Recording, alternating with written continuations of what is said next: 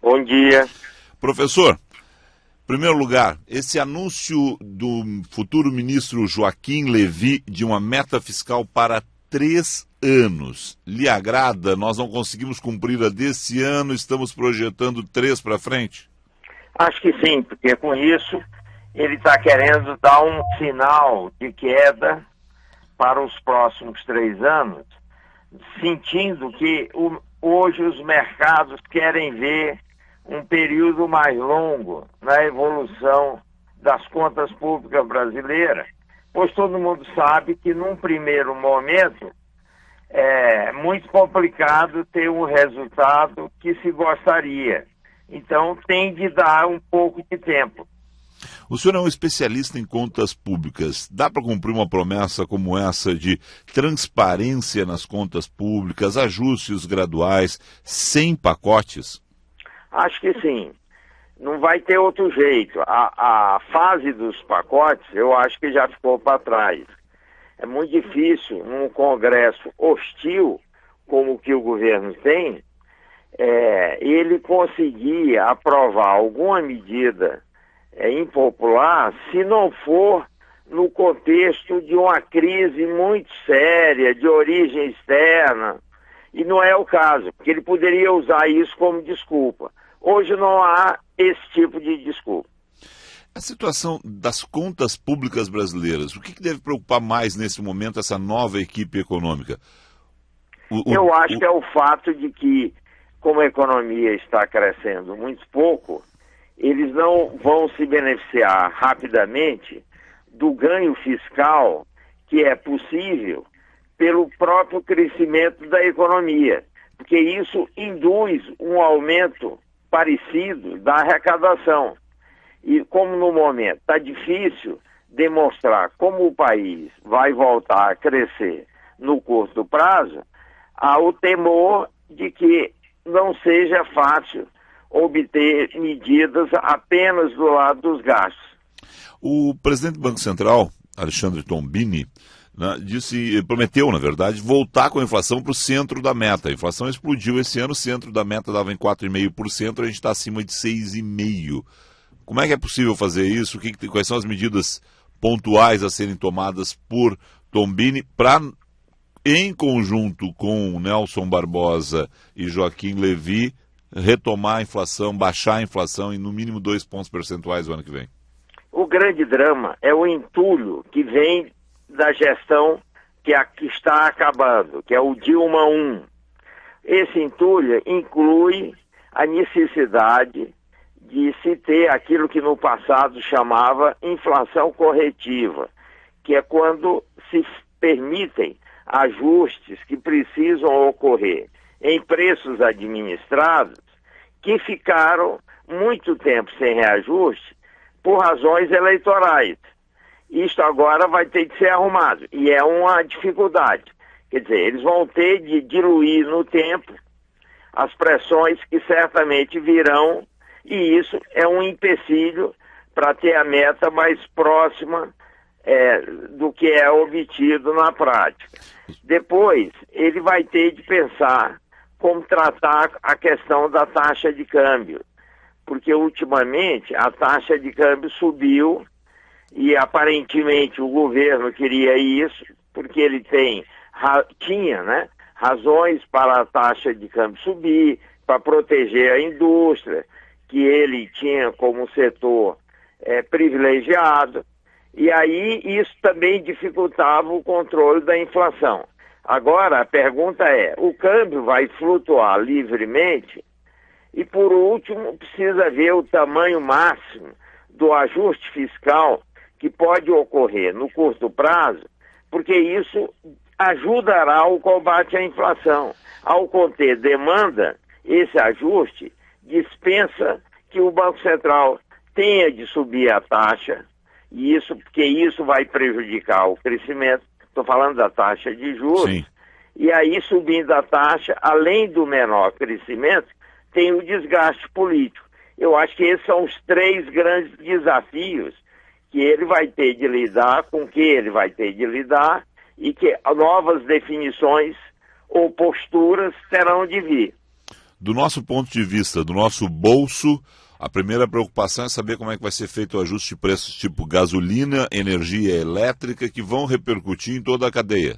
Isso. Agora, isso vai ser gradual, necessariamente.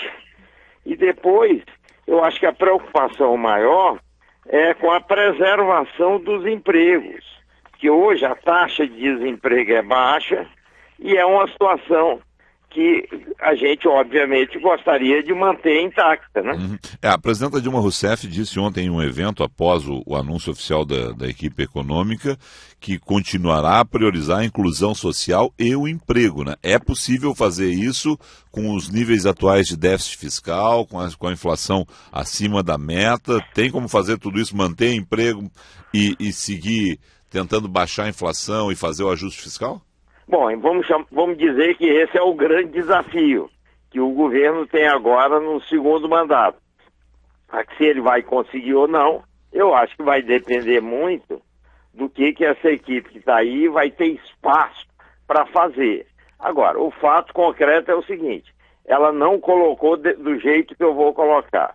Mas a maneira correta de colocar é o seguinte, se não tivesse havido essas mudanças, e se não houver uma virada na direção do equilíbrio e da recuperação do chamado tripé macroeconômico, as conquistas na área social tenderiam, eu estou imaginando que vai mudar isso, tenderiam a ir para o vinagre. O que ela está tentando fazer é, mesmo se for à custa de piorar um pouco no curtíssimo prazo, melhorar no médio e longo, voltar a ter as conquistas no seu lugar. Então, professor, como é que troca o pneu com o carro andando nesse caso aí, né? Porque é isso que vai ter que acontecer. Nós não podemos desacelerar a economia, manter empregos é a prioridade, os programas sociais são vultuosos, são investimentos grandes do governo Dilma Rousseff e a economia não está respondendo. Como é que faz para continuar andando com esse carro aí sem desacelerar? Eu acho que, obviamente, a tarefa é difícil, é isso que você está dizendo. O que o governo vai ter de fazer é rever o modelo econômico que ele vinha pondo em prática, que é todo voltado para estimular o consumo, e mudar o foco para o investimento, especialmente em infraestrutura.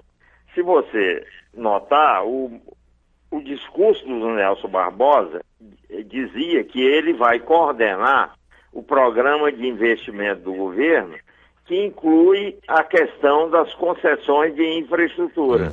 Esse é um ponto importante, porque nós vamos ter de substituir o estímulo ao crescimento, que antes vinha do consumo, que está em parte esgotado, e colocar o estímulo ao crescimento pelo lado do investimento, que vai depender do setor privado e da coordenação do governo.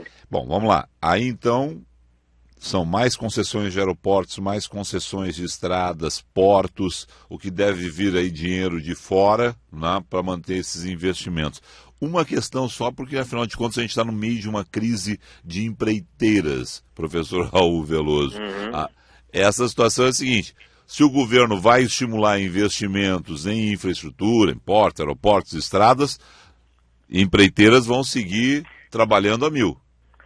Mas aí você tem que separar a empreiteira que trabalha com obra pública, ou pelo menos o segmento da empreiteira que trabalha com obra pública, que é o que está envolvido nessa confusão. E há ao lado das empreiteiras, ou mesmo outras empresas a elas associadas, que cuidam apenas do segmento de concessões. Esse está fora dessa confusão.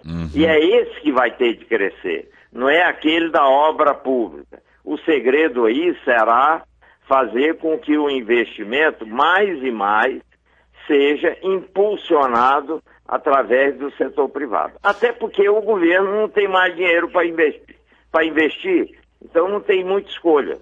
Voltando à questão política, o governo deve fazer passar no Congresso a questão da redução da meta fiscal desse ano, acerta as contas desse ano dessa forma.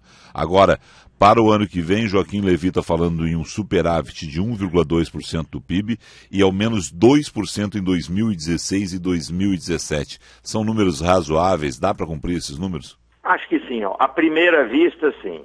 É claro que a gente vai ter de depender de um pouco de sorte, que na realidade ocorreu em outras situações parecidas com essa no passado, é que a economia retome algum crescimento e com isso puxe a arrecadação para cima. O que eu estou dizendo é a economia crescer pelo menos 2 a 3% ao ano. Hoje ela está crescendo entre 0 e 1%, porque com isso você consegue uma resposta da arrecadação que viabiliza com maior facilidade essas metas. Do ponto de vista do mercado, o que já vinha sinalizando desde a semana passada, reação extremamente positiva, os nomes, tanto a academia de um lado quanto o mercado de hoje respaldam, né? Acho que sim. Eu acho que cada vez mais a gente ouve manifestações favoráveis. Porque se você pensar bem, a situação da economia brasileira não era tão difícil. Nós só estávamos sendo muito mal geridos.